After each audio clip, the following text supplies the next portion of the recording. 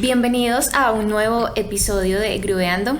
Hoy estamos con Santiago Restrepo, él es baterista de la ciudad de Medellín y hoy tuvimos la oportunidad de coincidir con él. Va a pasar unos días aquí en la ciudad y aprovechamos para invitarlo. Buenos días, Santi, ¿cómo Hola. estás? Muy bien, Santi gracias. es un gran amigo mío de hace muchos años. Estudiamos juntos y todo. Solo sufragio. Solo la época oscura de nuestra vida. Mentira, no. Salve, Don Bosco No, Santo. no se imaginan las cosas que escucho. Bueno, es un gran baterista, es uno de los músicos más impresionantes que yo he visto en vivo de acá en la ciudad. Mucha admiración, Santi. Ya, gracias. Santi lleva un tiempo ya viviendo en Nueva York, entonces tiene muchas experiencias que vamos a ver si nos va a compartir alguna de sus experiencias por allá en Nueva York tocando con los jazzistas más impresionantes del mundo. Yo tengo muchas preguntas. Muchas preguntas, arranque, Sí. Pregúntele a Santi. Ahorita, lo que bueno, quiera. nosotros tuvimos un café pre-podcast. Desayunito. Sí, y estuvimos como conversando de cómo era la industria en Nueva York y uno pensaría que es muy diferente, pero pues Santi nos bajó de la nube y nos dijo como no, vengan que no es tan diferente. Yo quisiera, Santi, que nos hablaras de eso que estábamos conversando ahorita. ¿Cuál es la diferencia entre la industria de Nueva York y cómo se percibe la música allá y cómo la percibimos aquí en Medellín? Que nos hables un poquito de eso. Bueno, para empezar, me disculpo si digo alguna barrabasada a nivel mundial. Si este podcast llega a alcance a nivel mundial. Bueno, empezar, tengo que decir eso porque uno no sabe quién va a escuchar esto, lo que sea. Te cancelan de todos lados. Para empezar, tengo que empezar con eso. Pero en mi poca experiencia que he estado como viviendo esto, no hay mucha diferencia realmente como con otras ciudades. La diferencia es que sí hay muchos músicos y el nivel es impresionante. O sea, sí es como, esa es la diferencia. En todo el mundo se toca jazz y en todo el mundo hay muchos músicos de jazz. Pero la diferencia es que allá hay muchos músicos, demasiados músicos, y casi todos los músicos son muy buenos, ¿cierto? Entonces es como si hay que tocar bien, pues como para uno eso. Pero a nivel de la industria, lo que dices tú, Sara, es igual. Hay muchos clubes, pero igual es una vida muy luchada para los músicos. No todos los músicos, de hecho pocos músicos viven solamente de tocar jazz. Cada club tiene su nicho, su público, ¿cierto? Hay clubes que solamente van los viejitos del barrio a escuchar swing. Pues, y es igual que acá, como que uno va a tocar, toquen esta, la de Fly Me to the Moon, o toquen esta, ¿cierto? Toquen esta Beautiful Love, Stella, y después que son más conocidas. Entonces uno se imagina son que cuando los estándar clásicos uno se imagina, como para la gente que no sabe mucho de jazz. Exacto, entonces uno se imagina, no, allá el público, la gente sabe, la gente va a conocer obviamente el disco, no sé cuánto, de Charlie Parker, la gente va a conocer... Sí, toco tal escala, No, la gente, pues nada, sí, es igual, ese público es igual es... Como en todo, solamente una experiencia, ¿cierto? La gente va a un lugar para tener una experiencia, para tocar y ya. Hay dichos como que hay ciertos clubes, eso me han dicho pues a mí, no sé, por eso digo, como que dicen que hay unos clubes que no solamente como para turistas, ¿cierto? Es que igual es la experiencia, como que voy a Nueva York, entonces solamente, ¿qué cosas pasar en Nueva York? Ir a un club de jazz. Entonces es como la gente va una noche a un club de jazz y no tiene ni idea quién está tocando o quién va a tocar y ¡pum!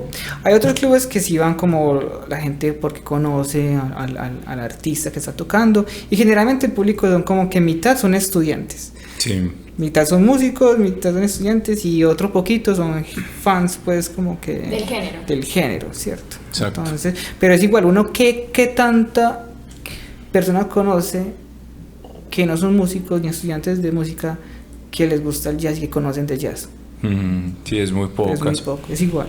Entonces, sí, hay, según lo que voy entendiendo de lo que nos vas contando, es que el jazz es una música que ha envejecido, ¿cierto? El jazz es una música que se ha vuelto una música de nichos, como tú dices, muchos músicos, digamos, que pasan o transitan el jazz, algunos como una manera de estudiar, una música que... Porque a mí me parece que el jazz, cuando tú lo estudias, te obliga a conocer tu instrumento a profundidad. O sea, es una música que tiene esa característica un poco como literaria y lingüística. Y es cuando estás haciendo un solo, estás haciendo un discurso, declamando un poema, describiendo algo que te está pasando en ese momento. Y eso, y para lograr pues como ese nivel, y que tu solo atrape o que sea muy interesante, o en fin, o que puedas transmitir exactamente lo que quieres o lo que sientes en ese momento, hay muchas cosas que tienen que estar muy claras en el músico: conocimiento del instrumento, la parte técnica, muchas veces también pues como todo lo teórico. Entonces muchos de los músicos transitan el jazz como esa manera de estudiar también, y algunos sí se quedan y lo toman como una pasión, como un género que los apasiona y se quedan tocando. Y entonces eso es más o menos lo que te entiendo, porque ahorita que hablábamos te decía, yo tenía una idea de que pronto Nueva York era una meca, una cuna del jazz, todo el mundo escuchaba jazz desde que se levantaba hasta que se acostaba. sí, como que uno se mete al metro y jazz, pues, Y jazz por todos lados. O que suena, o Sí. que la gente está en el bus y colocan aquí como Sí. en los buses aquí en el Conatra, que uno se monta y colocan ahí el vallenatico y es... Sí, que pasas por el puente y hay un Sonny Rollins ahí debajo tocando. Hay un Sonny Rollins, pero sin saxofón y sin Sin cobija y sin saxofón. nada, sin nada. Durmiendo. O sea, tenemos demasiadas ideas erróneas de cómo es Nueva York. Idealizamos Si vieras, como ciudad. Dani, que iba a hacer una apreciación de lo que decías ahorita, de cómo el músico usa el jazz para estudiar y del lenguaje que se requiere para interpretarlo. Y yo creo que por eso, exactamente que tú decías, es que muchos músicos tenemos la idea de ligar el jazz con la palabra virtuosismo, y por eso muchas veces no queremos tocar jazz. En mi caso es así, veo el jazz como algo tan virtuoso, y claro, siempre escucho pianistas demasiado impresionantes tocando cosas demasiado rápidas con 1.000.000 de escalas, y yo digo, no, marica, o sea, no tengo nada que estar haciendo tocando jazz, o sea, no hay manera. Entonces, pues sí, que me parecía muy, muy interesante eso que tú decías, y le quería hacer una pregunta a Santi bueno, ya nos dejaste claro que no es mucha la diferencia que hay en el trabajo del músico en ambas ciudades, ¿cierto? Pero la diferencia puntual que mencionaste fue la calidad de los músicos. Yo quisiera saber cómo fue para ti enfrentarte a ese choque, a ese cambio de academias, porque aunque me imagino que en la ciudad de Nueva York también hay muchos músicos empíricos, eso no les quita su calidad musical, y yo quisiera que nos contaras eso. ¿Cómo fue el choque? Sí, ¿cómo fue para ti ese cambio? Como de ver músicos tan impresionantes. Sí. Bueno, yo me acuerdo la primera noche que llegué, fui a bueno, hay músicos muy buenos y músicos muy malos, pues también, ¿cierto? Sí. Pero generalmente Hay de son muy todo. buenos. Vi a John McNeil, que es un trompetista, tocando ahí, y él como tan querido, pues un viejito ya, como que venga, toque, como una especie de jam. Entonces la gente se subía, generalmente era un jam en Brooklyn, se llamaba el lugar Tea Lounge, creo que se llamaba así, ya no existe. Y era como un espaciecito donde tocaban un músico y el resto era como una especie de coworking, eran como la gente trabajando y así eran los músicos ahí como... ¿A qué horas era eso? No, tipo 8 de la noche, Okay. pues como... Y bueno, y tocábamos y para mí fue como... Pero sí se siente mucho... O sea, lo que yo sentí fue como... Mierda, ¿en qué me metí? Sentí como agradecimiento, como que qué bueno estar viviendo esto, que bueno estar tocando con gente tan tesa, que bueno estar tocando como con gente que uno dice, hey, toquemos esto y tocan, y es como que el choque, pues como que me siento bien porque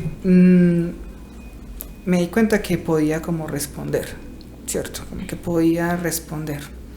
Yo lo noto que hay como 3 niveles, como el músico súper amateur, empírico, y que es la persona que toca, y la persona que ya son los maestros, pues, ¿cierto? Yo me considero que estoy en el medio. Y hay entre clase media. Entre todo clase media y entre todas las escalas hay mucho recorrido, ¿cierto? Sí. Entonces siempre es muy bueno ver como a los maestros realmente, que uno dice, puede que uno nunca llegue a ese punto, lo que tú decías, como que no, como uno que está haciendo acá, puede que uno nunca llegue a ese punto, pero yo lo siento que es como que en estos momentos a mí no me importa eso, pues pienso simplemente en disfrutar. Yo toco lo que toco y ya. Y de hecho lo que tú decías de los solos y eso, el virtuosismo y esto, a mí no me gusta hacer, por ejemplo, solos de batería. Yo casi no hago solos de batería. Yo he pensado mucho en esas dos clases de cosas. ¿Qué es un solo? La gente cómo responde a un solo, a la improvisación, a esto. Y es como que yo antes pensaba mucho como en el público. Y generalmente el público es, perdón, pero generalmente el público es muy ignorante, ¿cierto? Perdón, sí. Pero la gente no va a entender. La vida real es que el público no entiende cuándo es un buen músico o cuándo es un buen músico de jazz. Exacto. La gente no entiende cuándo hay una persona que está aprendiendo y cuándo, pues, no. La gente entiende, si uno le da duro un platillazo, uff, qué hijo de puta baterista. No, por Dios, ya. Ese muchacho, mi ídolo, ¿cierto? O igual el guitarrista que... entonces la gente no entiende eso. Entonces yo antes tocaba mucho como para eso, para la gente, o uno ve músicos que realmente tocan es el virtuosismo, tratando ahí de, es como una llave abierta, un reguero ahí de lo que sea, pues de nada. Entonces, si uno deja de pensar en el público, realmente uno ya cuando uno toca para uno mismo, o para la banda realmente, para la música, es que realmente ahí es que está como ese clic artístico, ¿cierto? Como realmente es que funciona el jazz, realmente es que ahí está el jazz. Y hay que entender como esa diferencia, uno para qué y para quién está tocando. Parece, yo, algo que de lo que estás diciendo que quisiera complementar, a mí me parece que el jazz es una música que desnuda mucho la personalidad del músico que está interpretando y hablo como no solamente, o sea, personalidad, no quiero que entiendan esa palabra como la idea de que uno es un montón de características que te definen siempre, no.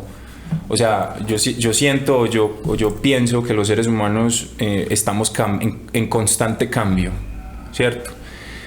Pero cuando estás tocando en esta época específica, este día específico, te pasaron estas cosas específicas, tú solo transmite algo de la información. Entonces, claro, obviamente hay músicos que son vanidosos, ¿cierto? Que uno sabe que está viendo un músico vanidoso o un músico con una pues a veces es como un músico muy perfeccionista, un músico muy inflexible o como con unas ideas muy psicorrígidas cuando está tocando. Entonces ahí hay una personalidad, uno ve disciplina, pero uno también ve una ansiedad o digamos hay que llenar unos vacíos, unas inseguridades, y eso de pronto lo llenas con tu virtuosismo. Esa es tu manera de transmitir lo que estás sintiendo en ese momento. Y hay otros músicos que son calma, que son tranquilidad, que son... Por ejemplo, la otra vez estaba hablando con un amigo sobre el caso de Miles. Estábamos hablando de Miles y estábamos hablando de Coltrane. Y entonces yo le decía, a mí me parece como pues una cosa, hay una vuelta muy interesante con ellos. Los dos eran súper contemporáneos, empezaron tocando juntos. Miles es un tipo que cuando vos ves las entrevistas, lo ves hablando, es un tipo muy rudo, parece un tipo como duro, fuerte, es un tipo con una personalidad tremenda.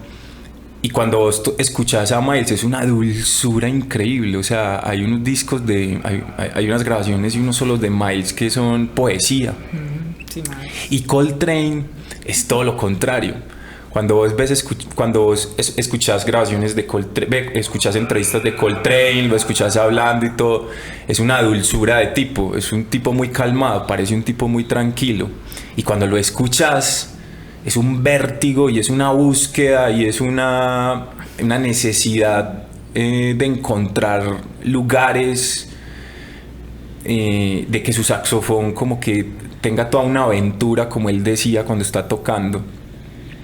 Y es como que también un poco como que el solo o el jazz te permite sacar cosas que probablemente no eres capaz de sacar o que salen, pero que no las puedes exteriorizar como con el lenguaje. Y cuando tienes un solo eres capaz de que toda esa energía que tienes ahí acumulada salga. Entonces, es lo que tú dices a veces, para poder entender eso se necesita transitar, digamos, un camino de educación de lo que es el jazz, de la música instrumental y la música improvisada, porque si no te enfrentas como cuando tú ves una pintura de Jackson Pollock o una pintura así como abstracta, que la gente dice como, ay, pero pues yo veo como un montón de líneas. Pero falta el snob, que, mira esa línea. Bueno, o sea, sí, bueno, está el que en sí. el mundo del arte siempre están los snobs y están los artistas, pues. Sí, Generalmente, sí. Perdón. No te preocupes. Generalmente está como el artista. Por ahí hay un meme que es el artista que es así como el súper así, el pobre viviendo en un cuartico, y está el que le compra la obra, pues así, que el millonario. Sí, exacto. Sí, el mundo pues el arte, yo creo que llama a todos los seres humanos, y todos desde sus distintas posibilidades acceden a ese. Entonces sí, es lo que tú dices también. O sea, está el que romantiza demasiado algo que todavía no entiende o no acaba de entender, o bueno, o lo interpreta más bien de una manera como muy personal. Está el que se desinteresa completamente de la obra y es como que todo le suena igual. Yo siempre he pensado que uno necesita contexto, pues, o que entre más contexto tengas de la obra a la cual te estás exponiendo, probablemente tu interpretación va a cambiar. Entonces, si yo veo un jazzista, pero por detrás conozco su historia, conozco su vida, o lo conozco personalmente, va a cambiar completamente toda la interpretación que yo tengo. Sí, hay una conexión. Yo iba a aportar algo a lo que decías ahorita respecto a los músicos que son muy, muy psicorrígidos, y ya que estamos pues hablando de jazz, yo creo que es uno de los géneros que más cajitas mentales rompe. O sea, no es lo mismo que un músico psicorrígido, por llamarlo de alguna manera, aunque esta palabra tiene como sobre sí muchas características negativas, sí, pero vamos a negativa. Llamarlo así el día de hoy. Es diferente cuando un músico con esta característica se enfrenta a una obra clásica, por ejemplo, exacto, a cuando se enfrenta a un estándar de jazz. Sí, claro. Creo que el género como tal, aunque sí exige mucho conocer el lenguaje, conocer el ritmo y saber sobre qué vas a tocar, que es lo que a mí me pasa, por ejemplo. Desde el piano, tú me entregas la partitura y yo trato de memorizarla. Y en el jazz es muy, no, esta es la armonía. Memorízate la armonía, lo que hay de pepas no te va a servir para nada porque vamos a improvisar. Como, ay, puta, ¿en qué me metí? Yo sí digo, ¿en qué me metí? Pero es porque yo hago parte de ese team músicos psicorrígidos que necesitan tener todo bajo control y hace parte de mi personalidad también, que también estabas hablando. Sí, si te metieras de lleno a estudiar la improvisación y a aprender todas las estructuras que necesitas pues como para empezar a improvisar, hablo de escalas, arpegios, todo el juicio rítmico, probablemente serías, si tu personalidad es así, buscarías solos que estén muy estructurados, o sea, tratar de resolver toda esta tensión, entonces la voy a resolver. De hecho, lo he hecho. Estuve hace poco en una clase de improvisación y el profe se dio cuenta de que prácticamente había escrito mi solo. Como, sí. No me interesa. O sea, suena muy bien y lo estás haciendo excelente, pero ya está escrito, ya no es improvisación, ya es una creación, es un lick que de pronto puedes usar eventualmente en otras canciones, pero ya no es improvisación. Yo escribí un pequeño libro que se llama La extramusicalidad del jazz. Sí, señor, hablemos de eso. Y tiene que ver mucho con lo que estamos hablando. Y como que todo lo que influye en la música, todo lo que influye en a la manera de tocar jazz, lo que tú decías en estos días, como, si es que en estos días ahorita. Ese café está potente el café. Que si uno está de mal humor o de buen humor, Exacto, uno toca de una manera distinta. Yo pienso que uno cada vez, respondiendo pues complementando lo que decías, yo pienso que uno no siempre toca jazz. Uno está tocando cualquier cosa, uno está tocando un platillo, uno está tocando una batería y eso, y se genera como hasta cierto nivel. Pero llegar al jazz, para mí es un punto como ya de espiritual y de no mente, en el que ya uno no piensa en nada, pues uno ya simplemente está ahí. Uno no siempre, realmente uno toca pocas veces jazz. Qué chimba pues, eso que estás diciendo. Me encanta. Uno no siempre llega, no. Entonces, para uno,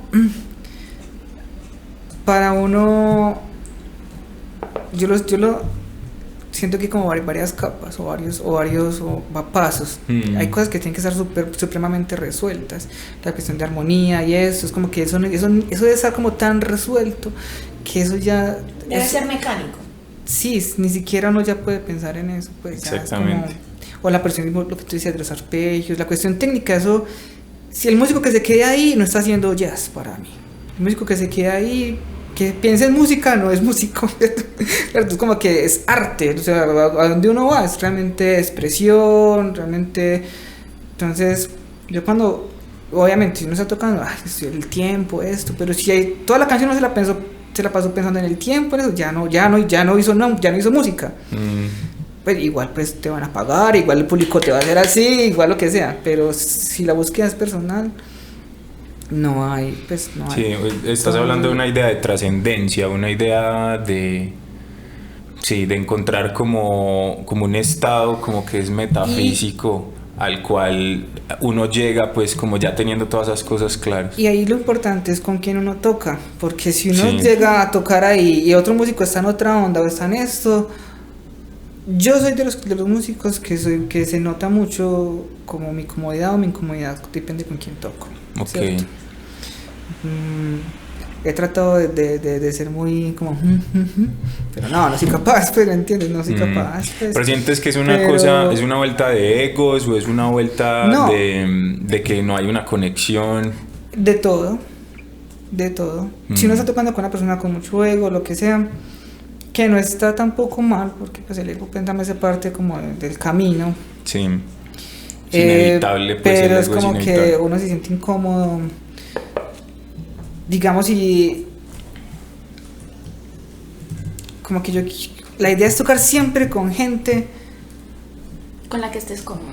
pero no se trata, uno puede estar como con todo el mundo, pero es más que todo con gente que realmente lo que quiere hacer es llegar al jazz, ¿cierto? Ok. Llegar al jazz, llegar a ese punto de, no importa que sean dos notas lo que Sí. se toque, pero que sea profundo, que sea realmente de verdad, Sí, algo real. sí, te ¿Cierto? entiendo completamente. Sí. No importa el virtuosismo, no importa esto, no importa, a eso me refiero con lo que decías de Miles. Como que sucede. Exacto. Es algo que sucede. Es más, el problema a veces de explicar esas experiencias artísticas, que yo también coincido mucho contigo, es que no hay lenguaje, no existen palabras para poder como describir esos instantes o esos momentos en los cuales la música sucede, en los cuales los músicos llegan a ese punto de conexión.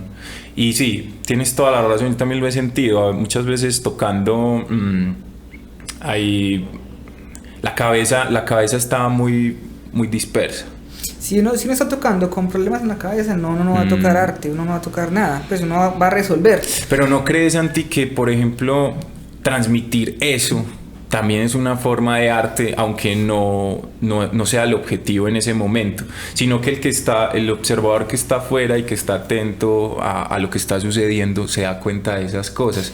Bueno, este pelado está en un proceso, está súper nervioso, está tocando las frases que se aprendió en la clase, está estudiando arpegios, o esta persona está tratando de impresionar a alguien. Por ejemplo, a mí me parece muy chimba, pues cuando escucho músicos de jazz, como tratar de leer esos mensajes ocultos, porque lo que te decía ahorita, el jazz lo que tiene es que desnuda tanto el músico, que no es una música que está hecha para entretener, pues a partir del show y no sé qué, sino que es que hay unas historias de unos músicos que están tocando, de unas personas, de unos humanos, y muchas veces es como que uno se da cuenta de cosas que van pasando a través de lo que se escucha, ¿cierto? Pensaba ahorita de lo que estabas diciendo, como un ejemplo puede ser una conversación, ¿cierto? Usted se sienta a conversar con alguien y se le pasa el tiempo. Se van las horas conversando y es una buena conversación y usted está cómodo, agradable y se siente bien y es como... Hubo clic, pues. Sí, hay clic. Y hay otras conversaciones en las cuales como que sabes que estás incómodo o sentís que la otra persona también está incómoda. Entonces son conversaciones como muy formales, pues, ¿cierto? Y que se acaban rápido o que... No trascienden. Sí, que no trascienden a cierta uno conexión. Escucha eso en discos incluso. Sí, claro. Uno escucha eso en discos, uno Obvio. escucha eso incluso en conciertos. Hay una historia ahora que dices de discos, hay una historia con el Giant Steps de Coltrane y hay una historia con el pianista. Y es que el pianista estaba como muy incómodo tocando el disco. Incluso el pianista, que no recuerdo cómo se llama, vuelve a grabar el disco después, como en los 90s, algo así, y saca otra versión donde ya se siente muchísimo más cómodo con esta idea del cool jazz y del jazz modal, que son pocos acordes, muy pocos acordes, pero hay mucho espacio para la creatividad. Entonces ya los 251 que muchos músicos de jazz en esa época tenían súper interiorizados y repetían en sus solos, ya no les servía para tocar esto, porque aquí tenías que ser muy creativo para crear algo a partir de eso. Entonces escuchar ese disco es Coltrane, es en esa búsqueda de lo que es Coltrane, pues. Y después los solos de piano, si le pones cuidado, el pianista está incómodo, está muy tímido, sí. Es que yo quiero aportar que creo que de pronto un poco con el jazz y lo que nos hace que esa trascendencia de la que hablaba Santi nos cueste un poquito más es la academia, cómo se nos enseña la música y cómo se nos... Total. Y cómo se nos, no sé cómo decirlo, cómo se nos impone que el lenguaje debe ser de una manera y nos enseñan un poco el artista simplemente como músico ejecutante. Y claro, a la hora de tú ejecutar no piensas en tu creatividad, sino en lo que está en la partitura, que es un poco lo que me pasó a mí. Mi proceso va también muy ligado a la academia y como a esa dificultad para expresarme haciendo música en los solos, por ejemplo. O sea, soy una persona muy sensible para tocar y también se me nota mucho cuando estoy incómoda. Una vez en una clase en la universidad con mi maestro de piano estábamos tocando una salsa y yo venía de semestres anteriores de tocar Chopin. Era como, necesito sacarte el carácter. Y un día, yo ese día, no recuerdo exactamente qué pasó, pero yo llegué de mal genio a clase. Fue puta, que termine esta hora rápido, me quiero largar de aquí. Cuando salí de clase, el profe me dijo como, no sé por qué viniste enojada, pero cuando vayas a tocar salsa, que te hagan enojar más seguido. O sea, el carácter para tocar salsa te sirve muchísimo. Y sí, quería hacer como ese aporte que de pronto la academia también es muy castrante un poco con esa. Hay una historia parecida. Una vez estaba tocando con una banda, pues, y había una baterista en la batera, ¿sí o no? Sí. Y entonces pasó algo y ella se enojó en el ensayo. Parce, de ahí para adelante eso sonó increíble. ¿Sí? Nos tienen que hacer enojar. Sí, había una fuerza y como no sé qué produjo esa emoción que hizo que ella estuviera mucho más atenta, mucho más precisa. El sonido era mucho más fuerte, entonces los acentos estaban donde porque ya no se toca como en modo automático. Es como que ya como que se despierta un poquito. Hay una conexión entre una emoción y lo que estás tocando, que me parece a mí supremamente importante para el músico. O sea, es lo que tú decías ahorita. Cuando tú ya tienes las estructuras claras, todo el tema de la armonía claro, cuando no tienes que pensar en eso, te puedes conectar con una emoción y ya no es libre. Puede ser tristeza, puede ser alegría, puede ser nostalgia, puede ser rabia, puede ser lo que sea, pero si logras transmitir esa emoción con lo que estás tocando, creo que vas a conectar mucho más fácil con la banda y con el público. Y creo que no solamente, pues lo que acabas de mencionar, Dani, no es solamente a la hora de ejecutar cuando eres músico, sino también a la hora de ser oyente. O sea, si tú estás sensible, la música que escuchas es diferente, ¿verdad? Yo sé que si un día estoy triste no me puedo poner a escuchar Lana del Rey porque me voy a querer morir. Si estoy contenta me vengo todo el camino escuchando salsa. O sea, como que esa relación emoción-música es una relación inseparable. O sea, es imposible tratar de hacer una separación.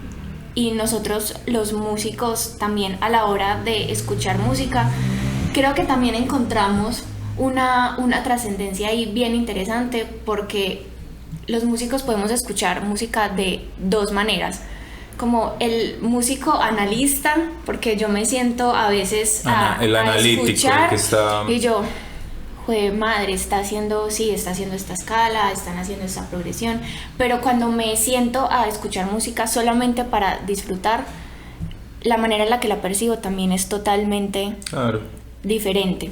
Tengo una pregunta para Santi. Cuando uno está en su proceso musical, digamos que uno puede tocar de todo, pero uno siempre encuentra sus géneros afines. Ahorita te comentaba que mi género afín es la salsa y como que por ese camino me quiero ir, y pues ya estamos todos claros que tu camino es el jazz, pero entonces yo quiero que nos cuentes cómo fue ese camino de tú decir, jueputa, tocando jazz es lo que me veo haciendo desde la batería, y cómo fue ese proceso.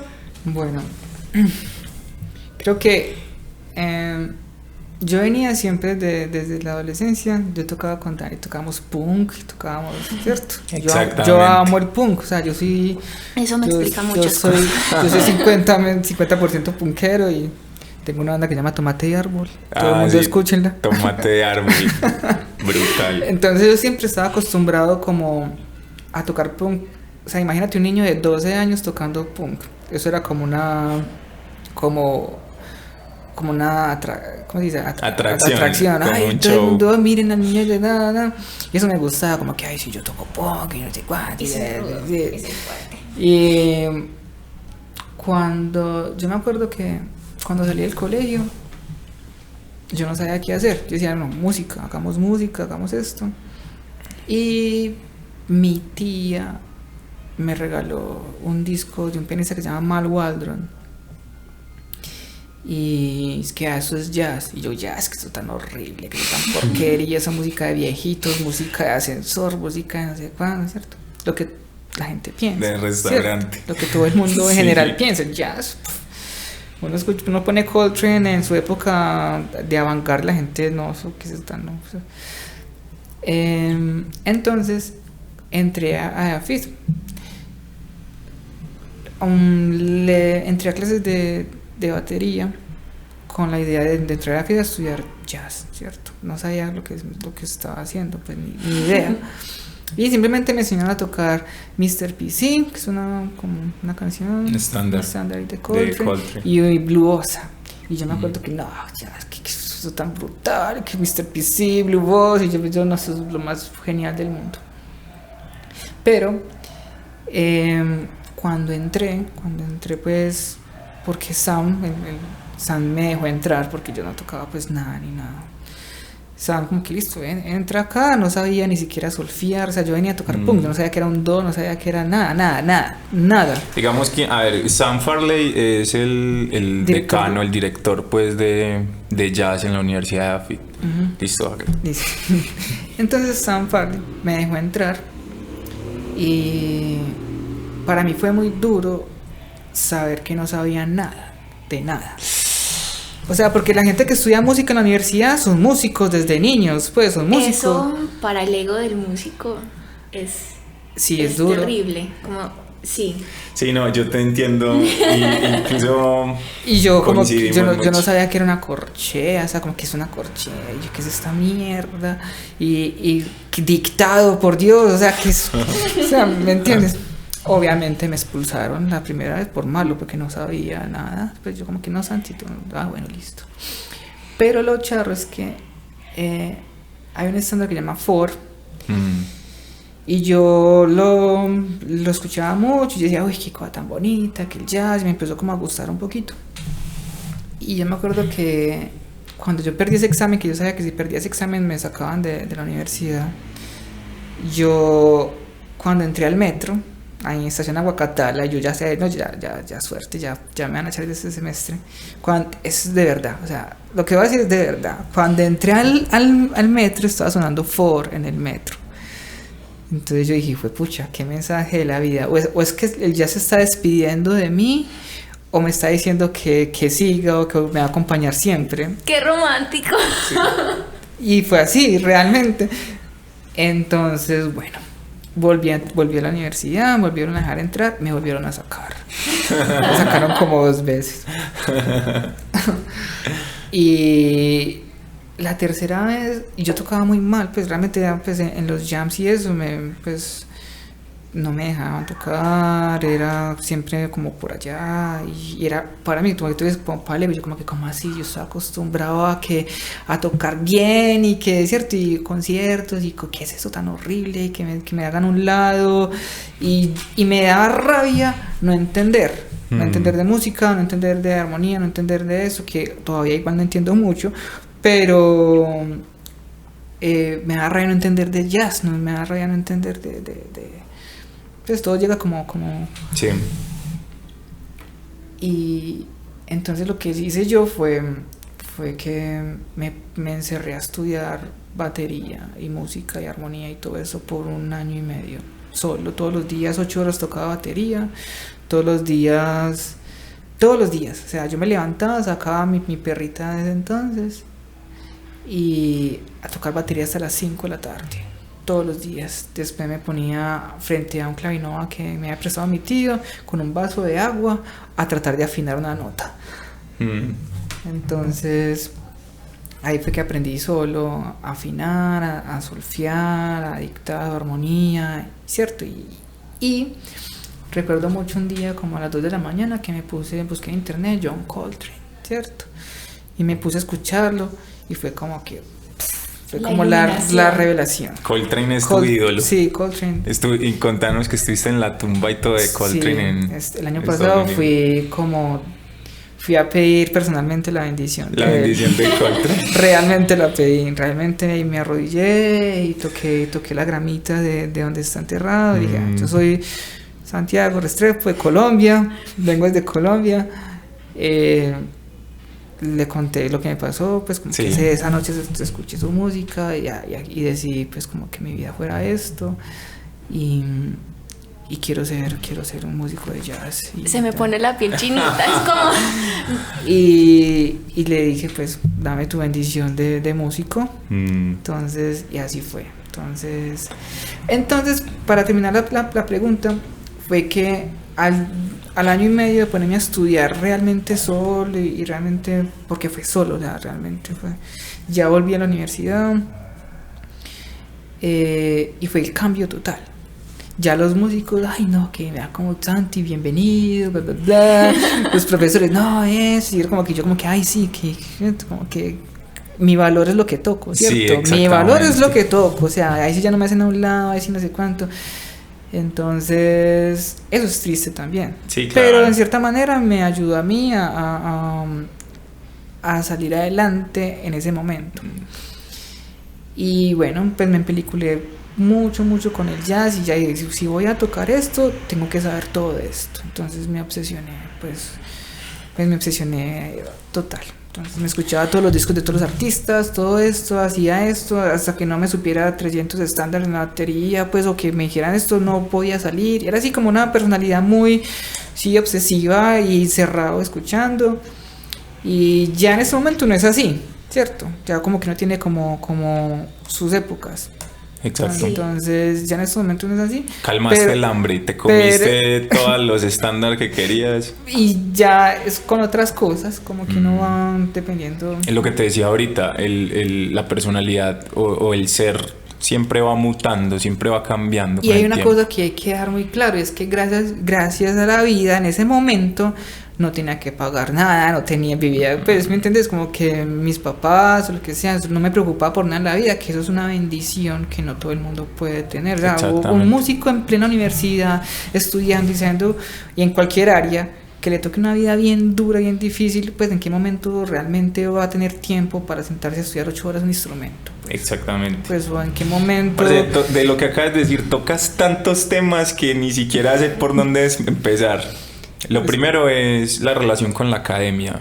Yo también pasé pues como por la universidad y coincido pues como plenamente como con lo que estaban diciendo. Ojo, ahí nos tumba el micrófono, Santi.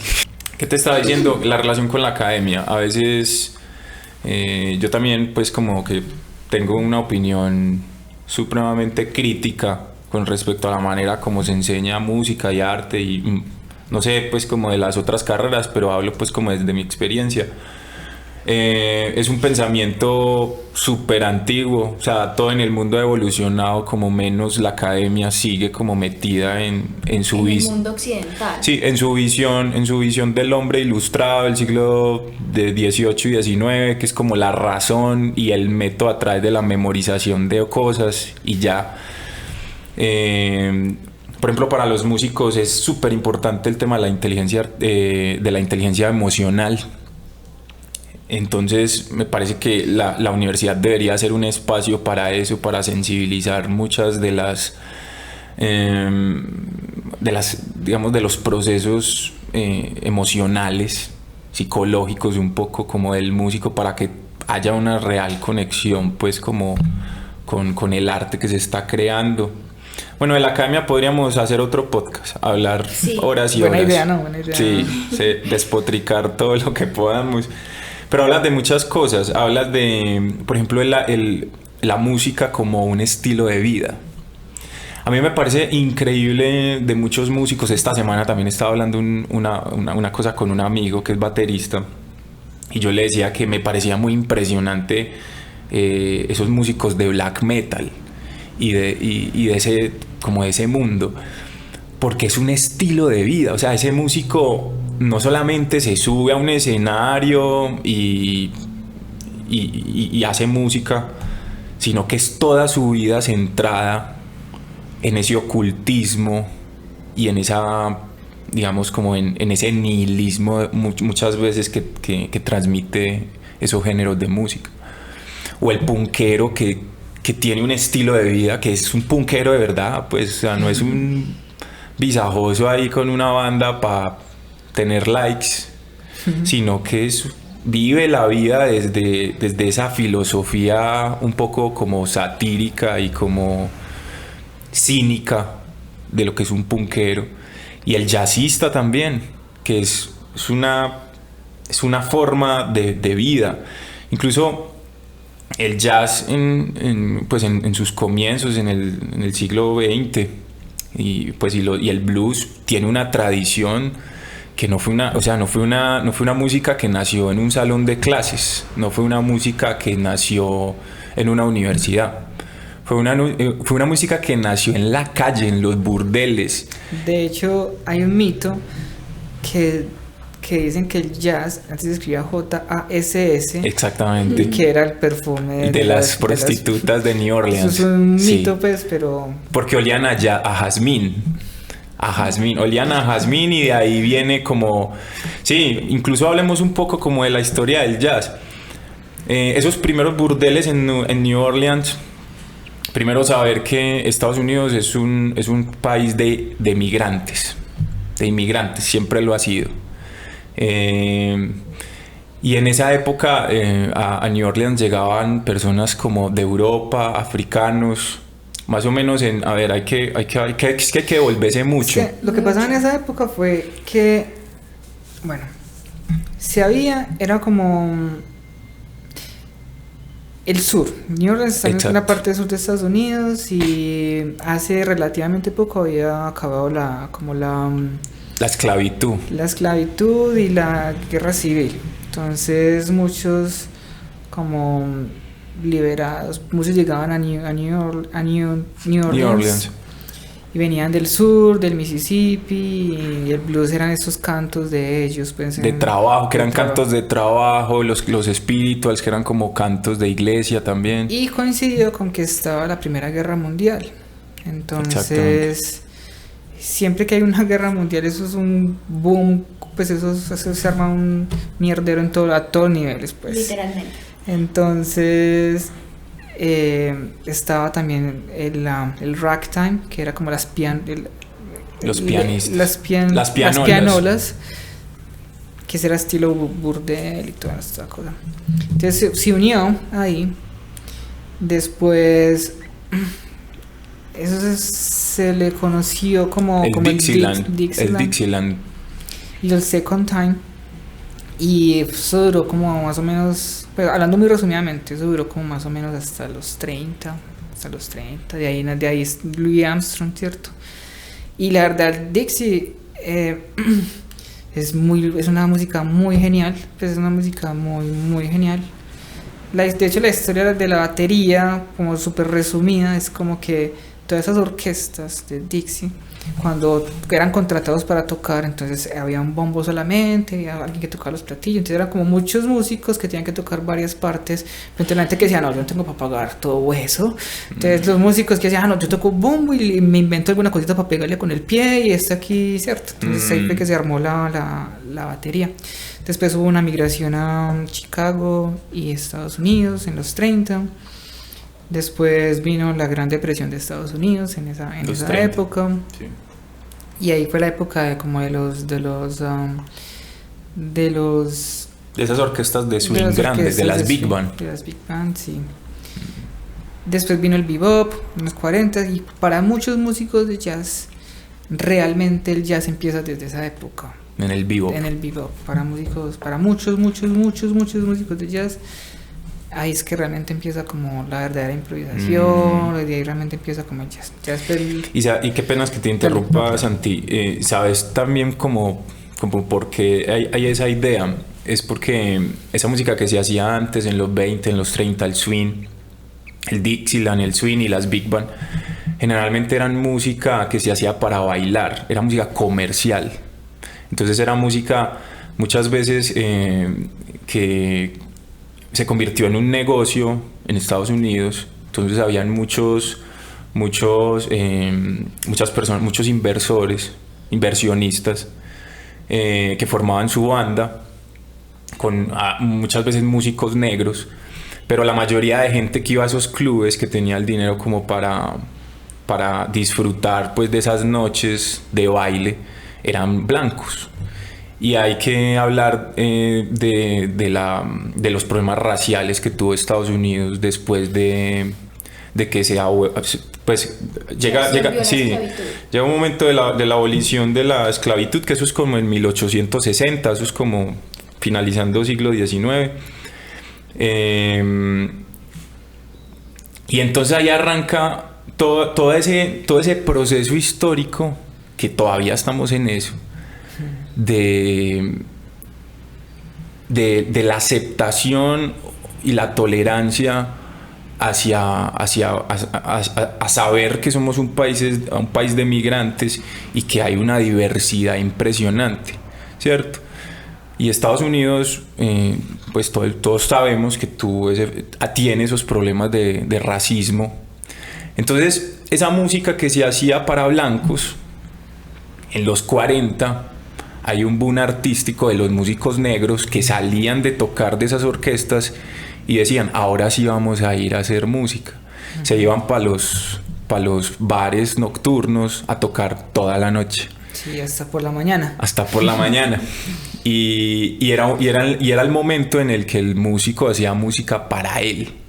Es que exacto. Exacto. No tenía que tocar los arreglos de Duke Ellington o los arreglos de Benny Goodman, sino o sea, ahora es Charlie Parker, ahora soy Dizzy Gillespie, ahora soy Coltrane, o sea, creaban sí, su propia música. Sí, se iban a llamear. Era su búsqueda espiritual. Su búsqueda. Eso es lo que iba al principio, como que toda la música debe ser hacia adentro. O sea, muchos músicos dicen, no, la música es un entretenimiento para la gente, pero yo pienso que la música, primero hacia uno, ya después si permea el resto, bacano. Exactamente. ¿Cierto? Yo estoy completamente de acuerdo primero contigo. Eso es hacia uno, como la brújula tiene que apuntar siempre hacia uno. Creo que es un requisito eso que dijiste para que pueda transmitir a alguien. O sea, si uno no está realmente conectado con lo que hace, con lo que toca, con lo que compone,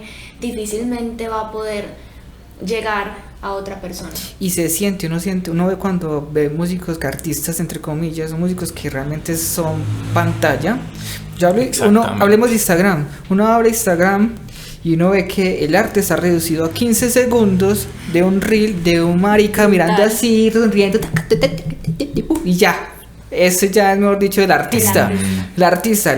¿Cuál artista? Por Dios. Entonces como que no, pues en mi opinión es muy radical en frente a eso. Obviamente sí es la actualidad y es lo que puede que ya estemos pensando como viejitos o lo que sea, pero pues es que uno cómo puede comparar. Sí, pero sabes que lo que sucede es que el arte es una radiografía, ya lo he dicho varias veces acá, y es como... Sí, esa es tu frase favorita. Sí, es mi frase favorita. Frase de podcast. Sí, frase de podcast. Ese es el eslogan. El arte es como una fotografía del mundo en el que vives. Y ese es el mundo que tenemos hoy. Es un mundo de 15 segundos. Es un mundo rápido. Sí, es un mundo a mil de experiencias.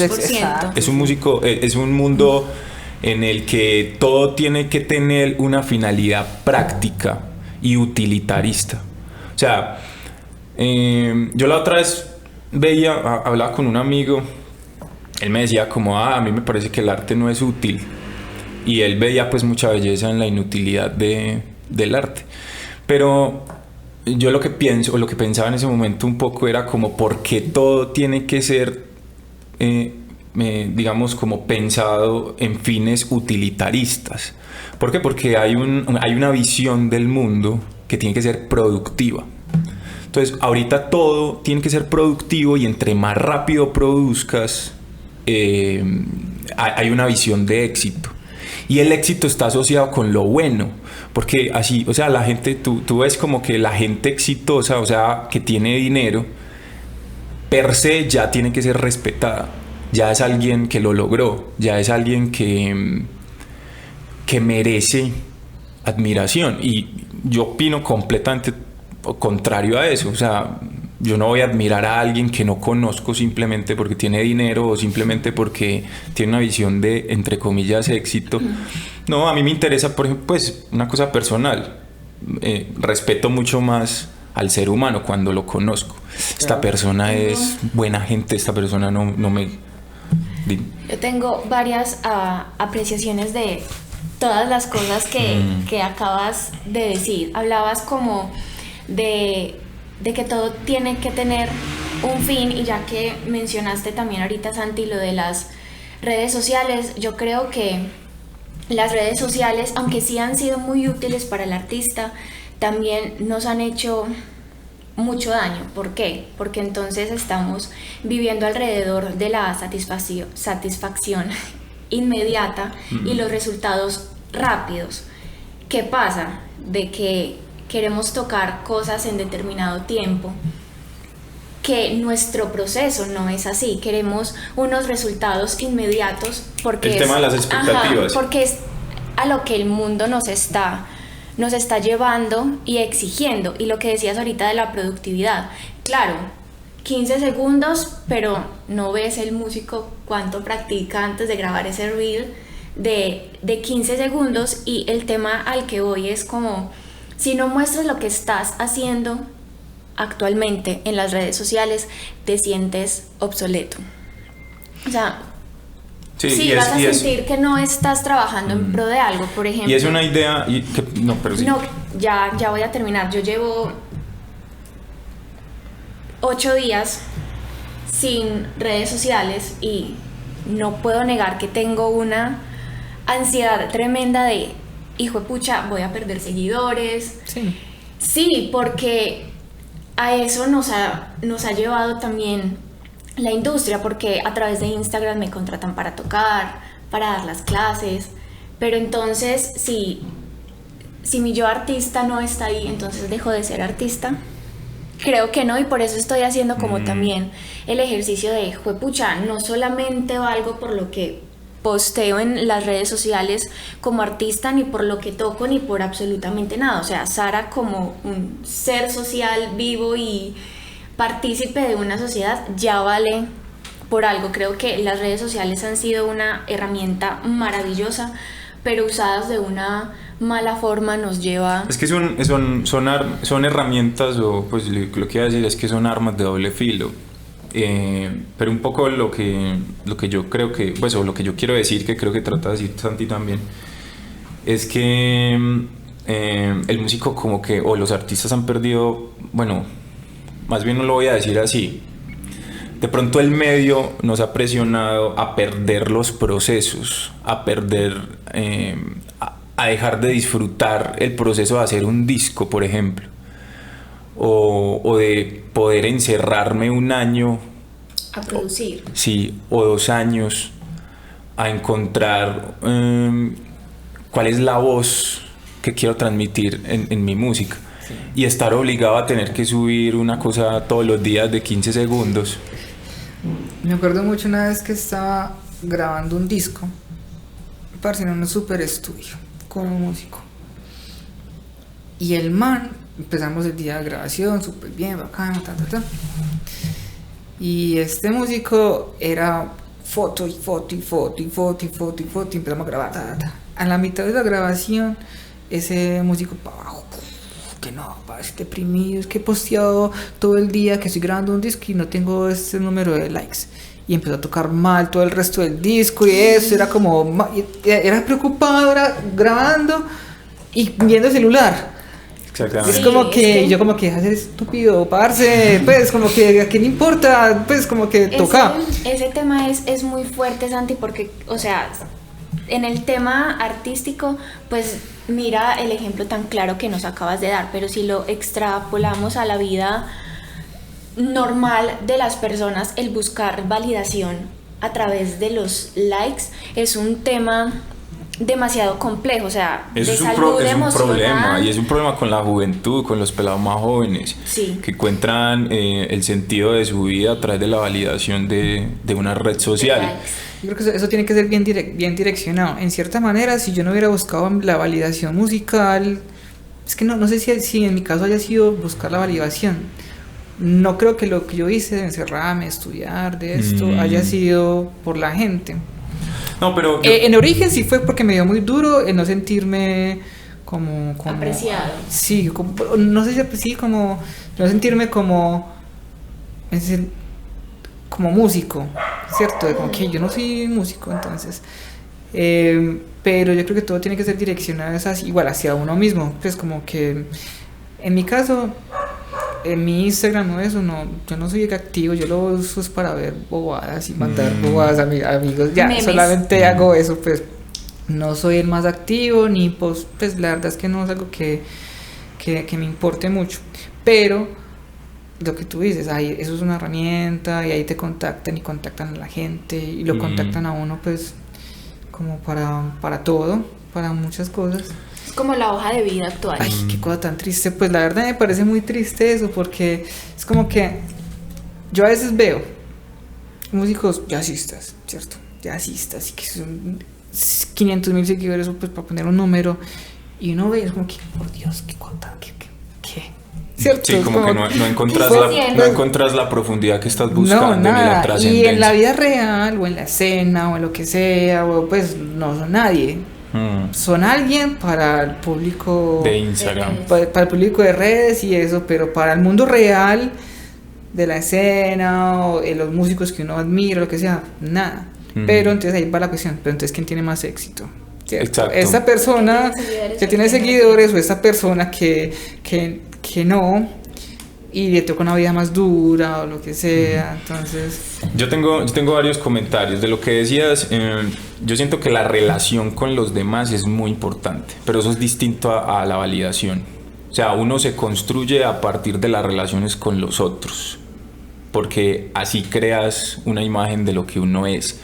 Digamos que el proceso de esas frases motivacionales como que yo me voy a conocer a mí mismo, entonces me voy a ir para una cueva 2 años a conocerme a mí mismo, eso es estúpido porque Conoces a través de los sí, demás. uno se conoce Sí. a través de la relación con los otros. Usted cuando está al frente de otra persona, usted se da cuenta cómo se comporta, si eres una persona bondadosa o si eres una persona envidiosa, etcétera.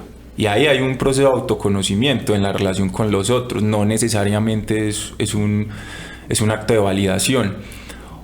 En ese proceso también me puedo dar cuenta, parce, yo hago un montón de cosas como para que me validen, ¿qué me estará pasando? ¿Qué me pasó? ¿Qué me hicieron? ¿Quién me hizo tanto ¿Quién me daño? hizo tanto daño? Bueno, etcétera. Eso es una cosa. Y otra cosa, pues, de lo que estamos hablando es la relación que uno forma también con las redes sociales. Porque la red social lo que hace, las herramientas de los seres humanos, nosotros creamos cosas que son extensiones de las funciones que ya tenemos. ¿Cómo así? Por ejemplo, un televisor es la extensión de mis ojos. Entonces ya no veo solo lo que mis ojos pueden ver, sino que ya tengo una pantalla que me muestra una realidad alterna, pues, en una película, etcétera. Por ahí también escuché alguna vez a alguien decir, el martillo, por ejemplo, es la extensión del puño. Entonces yo ya no puedo clavar un clavo con un puño, pues construyo una herramienta que me ayuda a tener más fuerza. Las redes sociales son exactamente eso, son la extensión de los procesos sociales, de gente, de tu relación social con los otros. ¿Cuál es el problema? Que no hay una relación real. O sea, yo digo, tengo 20 millones de seguidores y en Facebook, por ejemplo, antes que erais que amigos. tengo 5 millones de amigos. O sea, no tenés ni 2 amigos en tu vida. Y vas a decir que tenés 5. O sea, es una idea errónea y falsa y cosmética. Total. De validación. Yo subo un reel, yo subo una imagen, una foto, tratando de encontrar como conexiones sociales, y hay que entender entonces cómo enfrentarse a esa situación. Muchos artistas lo que hacen es que generan un personaje, o sea, se sacan ellos mismos y generan un personaje, que ese personaje es el que se expone a redes sociales. Entonces hay una desconexión entre el personaje de redes sociales y entre la persona real. Eso es una manera emocional y psicológica como de poder recibir críticas, de todos los comentarios de hate que vas a leer, también de las cosas buenas, de no subirte. Yo me pregunto, Fíjate. ¿cómo sería Coltrane con Instagram? No. O cómo sería Miles, o cómo sería... ¿Cómo sería Beethoven? No, Miles sí sería parce el fashion, pues. Sí, marica, Miles estaría Miles. buscando nenas todo el O día. sea, yo en fotos. digo, si Miles estuviera vivo, él estaría, parce, tocando con Bad Bunny, parce. Eso sí seguro, Sí, parce. estoy Si seguro Miles que estaría sí. tocando con Bad Bunny, Tem. full, o sea, obvio. O sea, Sí, Miles. sí, De sí. hecho, parce, ¿Sabes cómo sería el de Coltrane? Subiría frases motivacionales todos los días. Coltrane todos los días sería como... no, o meditando. Conéctate con tu espíritu. O sí.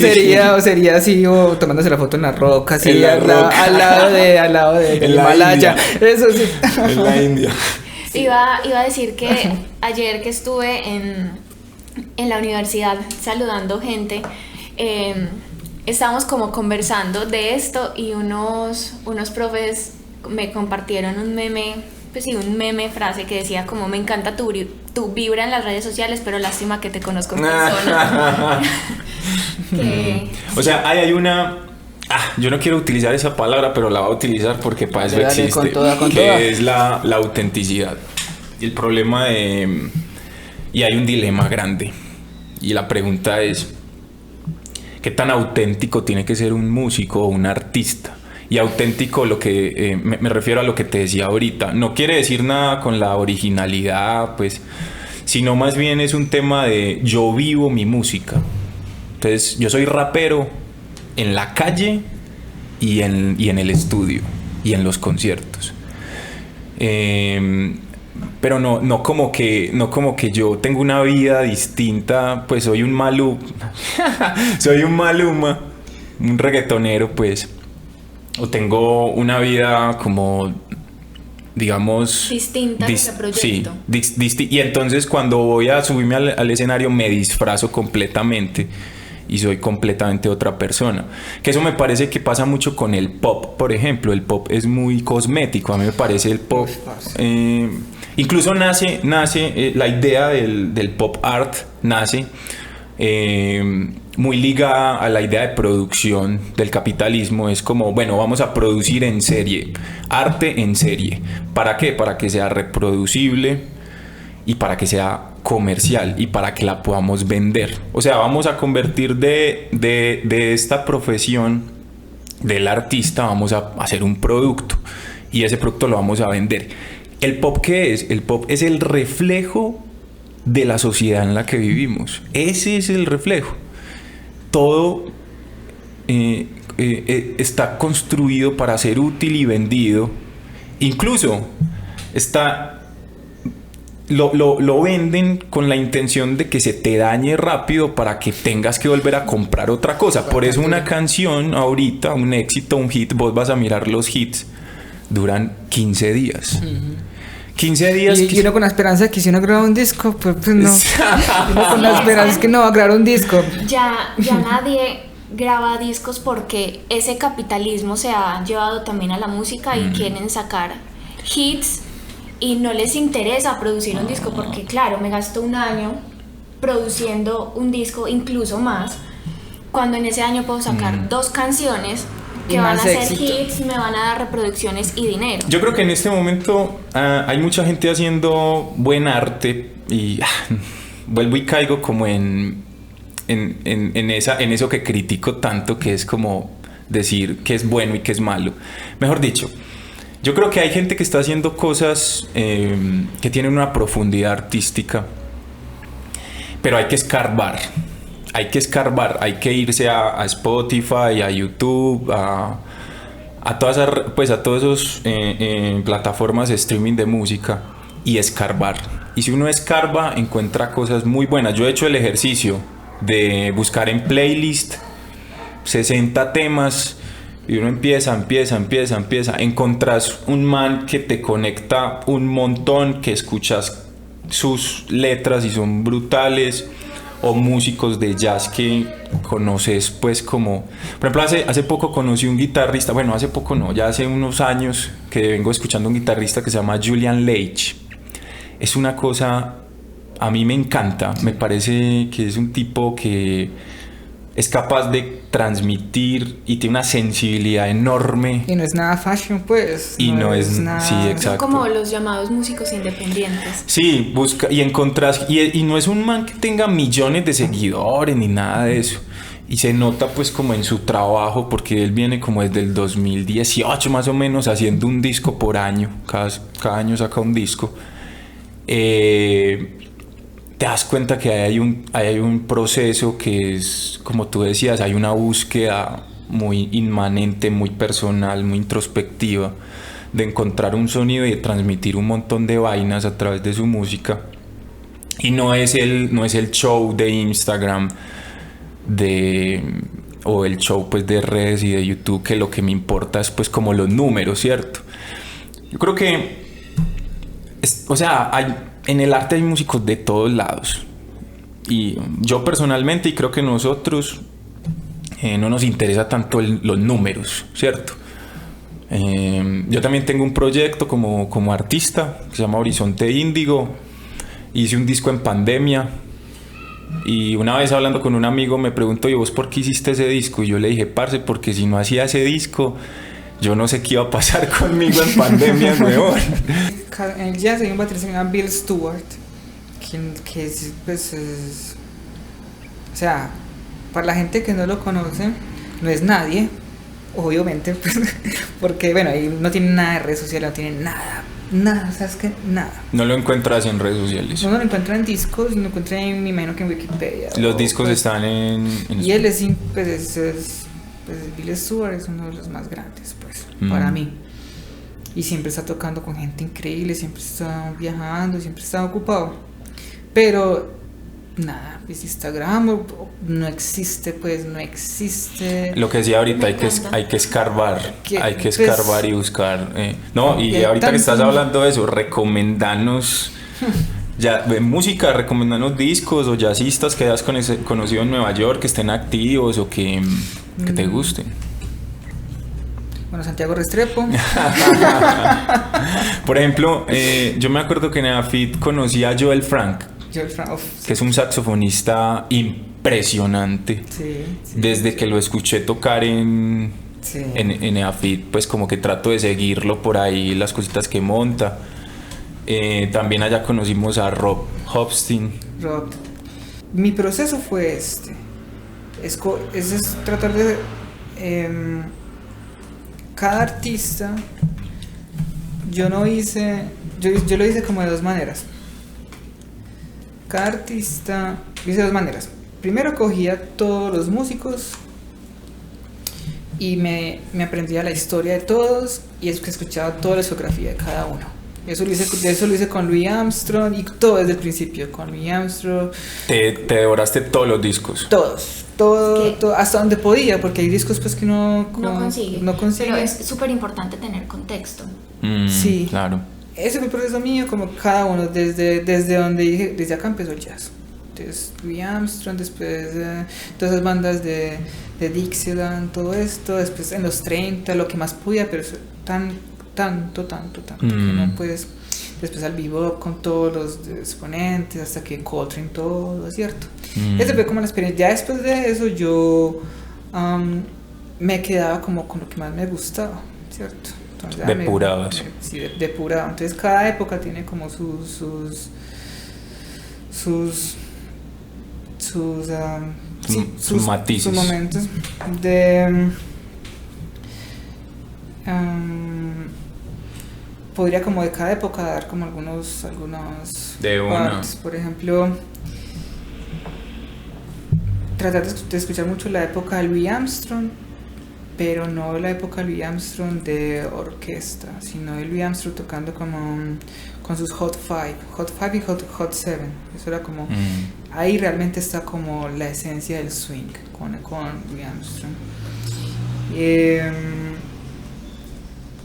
En la época de los 30, pues me gusta mucho Artie Shaw, que es pues la época de él es impresionante para mí, más que Benny Goodman o Duke Ellington. Artie Shaw es para mí como en la época swing. Ya en el bebop, sí o sí hay que escuchar Charlie Parker. Pues, sí, Charlie. Sí o sí hay que escucharlo.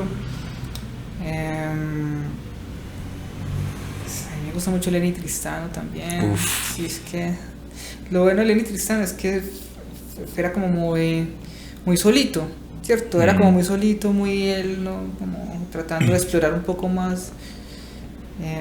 Sí, es el personaje del artista Lenny, sí. Romántico. Sí, Lenny. Miles, sí o sí hay que escucharlo. No es como mi favorito, pues. Pues sí, obviamente, pues Miles. Pero pues cada quien tiene su época. Me gusta mucho la época de Miles en los 60s, ¿cierto? Cuando tocó. Para mí Miles nos dio a los músicos de jazz que hay que escuchar. O sea, Miles nos dio el 50% del jazz, ¿cierto? Como cada época que hizo, él escogía a los músicos y esos músicos se fueron yendo solos. Donde tocaba con Herbie Hancock. Eso, los 60. Pues, sí, para mí los 60 es una época muy importante en el jazz y puede ser la primera época en la que se murió el jazz después.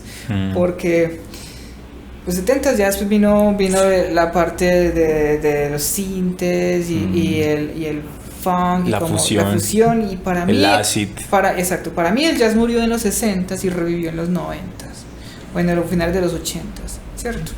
Es un pensamiento muy radical, pero, eso te iba a decir, que es purista. Es purista, pero para mí es así, ¿cierto? Sí, no hay ningún problema. Solo que ahorita nos vamos a dar los golpes. No, después del podcast nos damos. La época de Miles es muy importante, es como escuchar la época de Miles y obviamente como la época de Coltrane, pues Coltrane ya, pues como que ni siquiera hay que mencionarlo. La época de Coltrane en los 60s, sí, claro. Ya. En los 70s, pues Jaco Pastorius. Jaco Pastorius. Yo no estoy diciendo que no sea jazz, pero es como otra cosa, ¿cierto? Pues como no hace parte como para mí no hace parte como de la evolución jazzística, sino como que el jazz para mí en los 60s quedó como visto ahí. Ya después vino la fusión y eso, y obviamente sí escucho cosas de los 70s y 80s. Toda esta época de fusión y todo eso, no digo que no sea jazz, pero digo que es como, más que todo es como improvisación y exploración. Exacto. ¿Cierto? Es un momento de transición. Un momento de transición. Ya en los 80s revivió, y para mí revivió con Wynton Marsalis.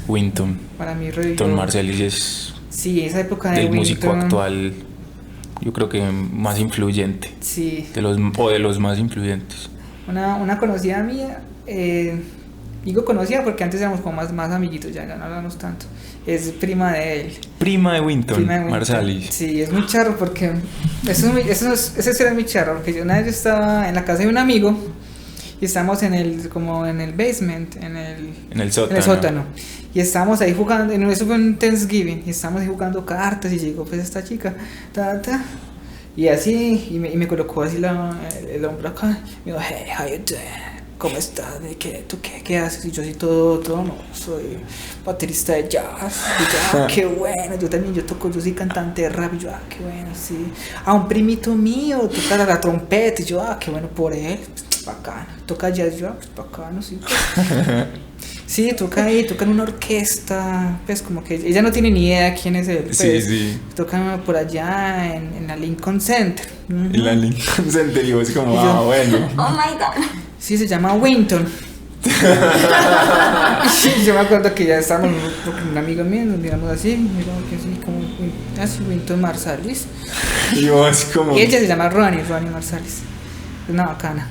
Yo como que, sí, como que, sí, mi primito, pues mi primito. Mi primito. Mi primito. Y yo como que vos sos primamente Marsalis, que sí, pues, como así, ¿quién es él? Como algo así, como mi primito. Entonces para mí Wynton para mí fue una de las personas que rescató el jazz. Lo rescató de una manera muy tradicional, porque Wynton es muy tradicional y para mí eso fue necesario. Sí, las primeras cosas que hizo se fue hasta los principios de siglo. Sí, pues, yo he escuchado un concierto que él tiene como con unos temas de Dixieland. Hay una parte donde hacen un homenaje a ese saxofonista que tocaba saxo alto, que tenía un nombre francés, es que se llamaba bueno, ahorita que lo recuerde te digo. Y hay un documental Sidney Bechet. Sidney Bechet.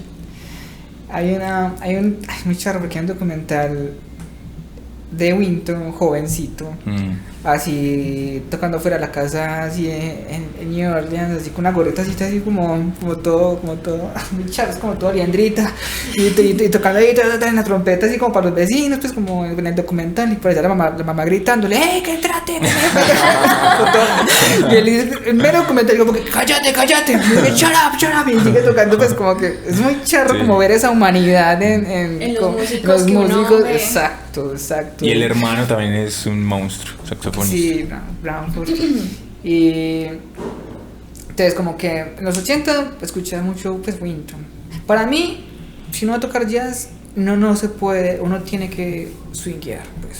Sí. No hay, eso es mentira que yo toco jazz contemporáneo y que no sé cuánto, y que para mí no existe el swing, o que eso ya pasó. No, toca swing y después hablamos, parce. O sea, para tocar real y toca swing bien. O sea, realmente hay que saber. Esa es mi postura, y mi postura en ese aspecto sí es muy clara, pues como que no, que es que la improvisación, simplemente tienes que sentir esta nota y esta nota te va, o sea, sí, lo que hablamos ahorita, sí. uno ya tiene que llegar, pero sí, para llegar allá hay que realmente saber qué es el jazz, pues. Sí. Y es el acento, o sea, el swing tiene un acento y hay que encontrarlo. Exacto. Ya después en los 90 sí, pues esta época neoyorquina es muy importante. Pues en los 90 pues yo amo a Brad Mehldau. Brad Mehldau, hay que escuchar todos los discos de los 90 de él. Es como que para mí ahí fue que empezó realmente el jazz contemporáneo con Brad, con Cole Rosenwinkel, sí, como que y actualmente en estos momentos Jonathan Kreisberg, ¿no? Sí, Jonathan claro. Kreisberg. Muy charro. Porque yo lo fui a ver hace unos años a un lugar que se llama Jazz Standard. Y estaba ahí, y la esposa es barranquillera. ¿En serio? Se llama Lina, sí. Oh my God. La esposa de Jonathan Kreisberg es barranquillera. Es yo estaba ahí, y es muy charro porque yo fui ahí y era como que, hola, sí, que Lina, mucho gusto, Lina, sí, tal. Y entonces estaba ahí firmando pues discos, Jonathan. Entonces, y entonces muy charro Lina, pues yo no la conozco ni nada, pues, pero yo como que, mira, Santiago, para que lo invites a los otros conciertos, para que lo invites así como toda esposa, sí, y él como que no, sí, no, como toda esposa barranquillera. Como que va Santiago, colombiano, para que lo invites, vamos a tocar la otra semana para que lo invites y que no dejan. Ay, me encanta. Entonces yo como el niño, como que sí, invíteme. Adóptenme. Y Jonathan ahí como que no, sí, ¿quieres ir así? No, yo te digo, hace poquito conocí a Aaron Parks, la esposa de Aaron Parks también es colombiana. Ah, bueno. Sí. Y detrás de todo gran jazzista hay una mujer colombiana. Aaron Parks impresionantemente, que pues una gran persona, su esposa también, súper querida. Entonces, bueno, como siguiendo la pregunta, en los 90, Brad Mehldau y todo ese combo, hay que realmente entenderlo, y es como que la manera en que ellos empiezan a tocar, no, es que es impresionante, pues. Y actualmente, bueno, pues todos esos músicos, Cryber, Aaron Parks, pero yo siento que en estos momentos no hay como un jazzista referente así como que el nuevo modelo. Yo siento que no hay nadie en estos momentos así, sino que es como que ya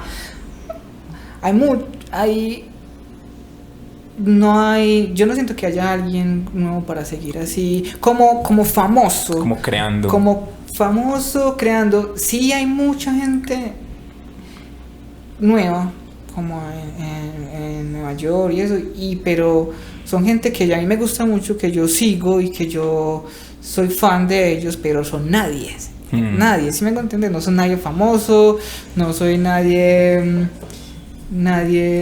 pues como alguien que se cargue en los hombros la palabra jazz y la lleve. Sí, en estos momentos no hay nadie así, yo creo, pues. Okay. No, sino que ya hay como una especie de ejército pequeño y un montón de gente haciendo música, que es como, por ejemplo, hace poquito hay un pianista increíble que se llama John Elvas. Es como que hay muchas historias con él, es un prodigio para mí, pues es un súper joven y es, por Dios, como cuando lo ve, cuando escucha la música es impresionante, es como una mezcla como de free, es muy abstracto, como free con avant-garde y swing, y pues como lo más contemporáneo en esta línea, porque hay cosas súper contemporáneas ya de otra línea. Y es como, nada, parchando con él, aprendiendo de él, tocamos una vez juntos en Mesro, Diego Alzate, el trío. Y es muy charro porque cuando yo lo conocí, estábamos en Smalls, estaba en Jam Session, y llegó él a tocar batería. Yo no sabía quién era, y tocando así re mal, y todos los músicos, no, este man queda, no, pues como yo decía, este man está haciendo el oso, este man que empezó como que qué pena, ¿cierto? Y entonces, bueno, de hecho lo bajaron, como que bájate acá, un baterista de verdad, y llegó un amigo, Santi, venía, nana. Y bueno, tocamos, ya después se puso en el piano. No. Como que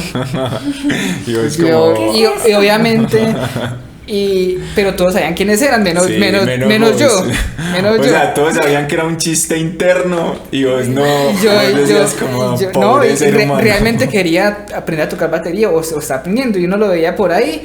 Y siempre con las baquetas, siempre con las baquetas ahí tocando ahí en la mesita o lo que sea, todo como una época muy en película.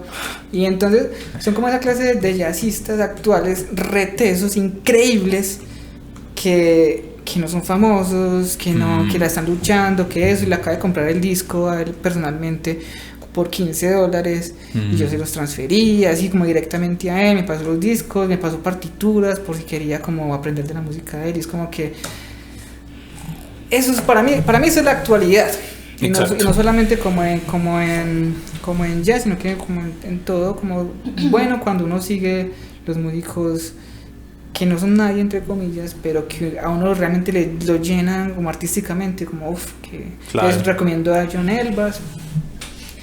En estos momentos aquí en Parque, como yo ahorita estoy escuchando mucho un guitarrista que no es jazzista. Pero me parece que está llevando la guitarra como a otros, o sea, como desde la idea de la improvisación, está llevando la guitarra a otros niveles, y es un músico como actual, porque incluso el man se hizo famoso por Instagram que se llama Mateus Asato, es un guitarrista, mezcla muchas influencias del soul y del pop en su música, también como el rock. Y también del jazz, o sea, uno lo escucha tocar y uno sabe que transitó o estudió pues como algo de jazz. Creo que el man se graduó de una universidad ya, no sé si Juilliard o Berkeley. Es un man muy muy muy bueno, que le estoy siguiendo ahí la pista, porque el man como que todavía, yo creo que no ha grabado como realmente un disco, sino que estás como explorando todavía, y está grabando como con otros músicos, como que lo invitan y todo. Y me parece un guitarrista muy prometedor, pues. Me gusta mucho una guitarrista que se llama Mary Halvorson, ¿la conoces? Nada. Ella está por el lado del jazz, pero más como por el lado del free jazz. Últimamente yo estoy muy interesado más como por esta Por el onda, free. por el free. Eso te iba a preguntar ahora, Sí, como que hiciste todo el recorrido histórico, pero no te detuviste pues como en el free, con Ornette Coleman y todos los manes que siguieron después. Pues sí los escuché y todo, y pues yo voy a escuchar las últimas cosas de Coltrane son más que free. Ah, sí, exacto. Eso ya es... Sí, sí. Cuando estaba en el saxo alto, se metió en el saxo alto. No, sí. Y ahora estoy muy interesado como en la escena free, o la escena como, eso sí es como ya súper clandestino, pues como ya... El jazz más underground. Pues eso, hay un lugar en Bushwick que hacen sesiones de free, pues hacen sesiones de free desde las 5, 6 de la tarde hasta las 12 de la noche, así. Y incluso como hay pues ya música que es simplemente improvisación pura, pues improvisación pura y no es jazz. Exacto. No es jazz, y la gente, yo tengo eso muy claro, como que ya cuando ya no cruza esa línea, ya uno ya sabe que no son jazzistas o no músicos, pero son músicos supremamente impresionantes que tocan música improvisada. Y ahí hay que hablar de algo, es que en la música improvisada o hay super genios o hay super patos, pues, ¿cierto? Sí, es como... Es como que es lo más fácil de tocar porque todo el mundo puede hacer esto, pues, ya, o arte, ¿cierto? O hay cosas que realmente sí tienen una trascendencia, pues, claro, profunda. Entonces... Y la improvisación, ¿no? Y es lo que, pues, como para complementar lo que decías, es que la improvisación no es... O sea, el jazz y la improvisación no son una sola cosa. La improvisación es una manera, o es una herramienta en la música que se utiliza desde Bach, desde el barroco. O sea, hay manes que vienen improvisando hace tiempo, solamente que no quedaron registros, pues porque no había manera de grabar. Y ahorita vos encontrás música improvisada hasta en el rap. Hay batallas improvisadas de rap y en músicas un poco como de Centroamérica, ¿cierto? En música latina, pues, donde hay pues como espacios largos de improvisación. Lo que yo más escucho últimamente, la verdad, no es jazz. Últimamente lo que más he escuchado no es ni siquiera jazz. ¿En qué estás? ¿Volviste al punk? Eso siempre ha estado. El punk siempre ha estado. Sí, señor. Pero... pues es que estos últimos 2 años año y medio no he estado tan pendiente como, pues no he estado tan yaceado. He estado escuchando pues cosas súper comerciales, súper bonitas. Por ejemplo, he estado escuchando mucho de Smiths, por ejemplo. Qué chimba de Smiths. Pues cosas brutales, pues. O he estado escuchando mucho... ese sí no es casi conocido, pero Daniel Johnston, ¿lo conoces? No. Un man que en los 80s, 83, por ejemplo, colocaba su grabadora, empezaba a tocar piano, empezaba a tocar guitarra y así, ¿cierto? Como música muy bonita, súper casera. Él canta y tocando guitarra y toca mal, o sea, el tiempo es re feo, eso. O sea, es que es horrible, ¿no me entendés? O sea, pero horrible, exacto, pero incluso le han hecho, o sea, Kurt Cobain salía con camisetas de él. Hay una naturalidad y algo orgánico que te atrapa. Sí, no, y la música de él es impresionante. Estás escuchando mucho a Daniel Johnston. Y bandas X que no son pues bandas muy... Por ejemplo, estaba escuchando una banda que se llama The Rentals. Y es como que a mí me gusta mucho una banda que se llama Weezer. Weezer, sí. Me gusta mucho, pues para mí, mis discos favoritos, pues yo me podría ir por una isla con solamente el primer disco de Weezer y ya no necesito más música de nada más. Así es, o sea, el primer disco... Y Coltrane, ¿qué? La tumba. O sea, y el bajista de Weezer, cuando se fue de la banda en los 90, hizo su propia banda y le llamó The Rentals, y es como música muy... Pues estaba escuchando como más que todo cosas así muy como todos escondidos. Te voy a recomendar algo que estoy también escuchando hace poco y es a John Frusciante. Él es el guitarrista de Red Hot Chili Peppers, pero él tiene sus proyectos como productor. Brutal. Sí. Puro drum and bass, como electrónico. Pues una cosa brutal. Creo que podemos hacer una lista de Spotify demasiado larga, que de hecho estamos tratando de hacerla con cada invitado y se la vamos a dejar una lista de en la descripción del video de YouTube. Santi, muchas gracias por haber aceptado la invitación de hoy, haber aprovechado que estás de paso aquí en la ciudad para sentarte a conversar con nosotros. Te lo agradecemos demasiado y esperamos que ustedes lo hayan disfrutado. Muchas gracias.